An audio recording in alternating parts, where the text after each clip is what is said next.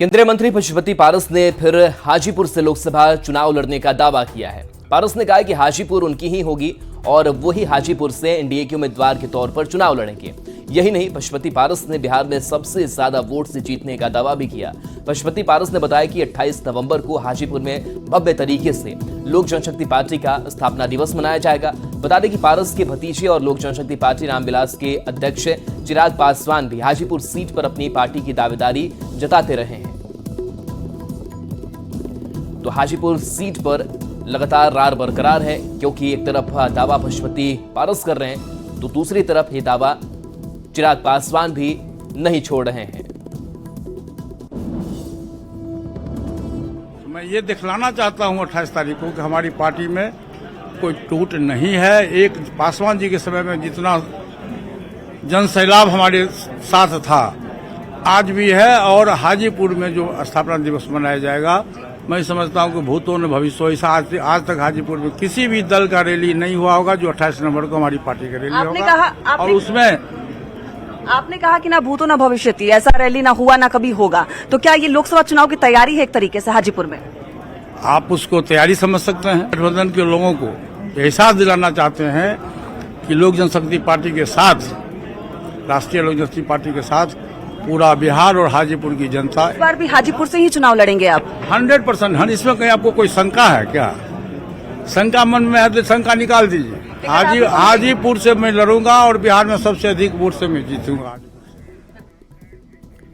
जनसुराज के संयोजक प्रशांत किशोर ने डिप्टी सीएम के जीडीपी वाले बयान पर तंज कसा है। प्रशांत किशोर ने कहा है कि यहाँ के महाज्ञानी डिप्टी सीएम ने कहा कि बिहार की जीडीपी सबसे ज्यादा है। प्रशांत किशोर ने तंज कसते हुए कहा कि नवी फेल महाज्ञानी तेजस्वी यादव अपने सादे सलाहकारों की मदद लेने के बाद बिना कागज देखे जीडीपी को परिभाषित कर दे, तो हम ये काम छोड़कर तेजस्वी यादव का झंडा ले लेंगे। प्रशांत किशोर ने कहा कि जो स्कूल नहीं गया, फेल हो गया, वही यहाँ का नेता है। विकास लिखने नहीं आता है, लेकिन विकास पर लंबा चौड़ा भाषण देते हैं।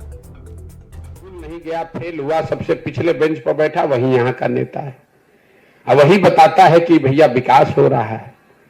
उसको विकास का लिखने नहीं आता है कि हर्ष ई लिखेगा कि दीर्घ ई लिखेगा, वो नहीं बता सकता है, लेकिन वो विकास का पर लंबा चौड़ा भाषण दे रहा है। अभी आपने कुछ दिन पहले देखा होगा, यहाँ के महाज्ञानी उप मुख्यमंत्री तेजस्वी यादव ने कहा कि जीडीपी तो सबसे ज्यादा बिहार का है। उनको ये समझ में ही नहीं है कि जीडीपी है क्या।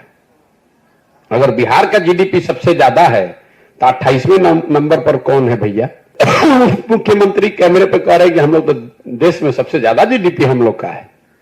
हुआ ये होगा कि किसी अफसर ने बताया होगा कि सर जीडीपी में ग्रोथ हम लोग का सबसे ज्यादा है, तो जीडीपी और जीडीपी के ग्रोथ का अंतर ही नहीं समझ में आया, बोल दिया कि जीडीपी देश में सबसे ज्यादा है।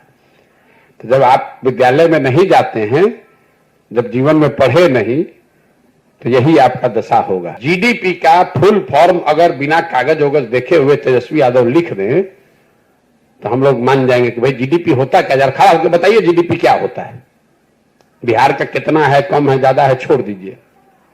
अपने सब सलाहकारों की मदद लेने के बाद भी अगर तेजस्वी यादव बिना कागज देखे हुए जीडीपी को परिभाषित कर दें कि जीडीपी होता क्या है, जीडीपी का कैलकुलेशन कैसे होता है, तो हम ये काम छोड़कर तेजस्वी यादव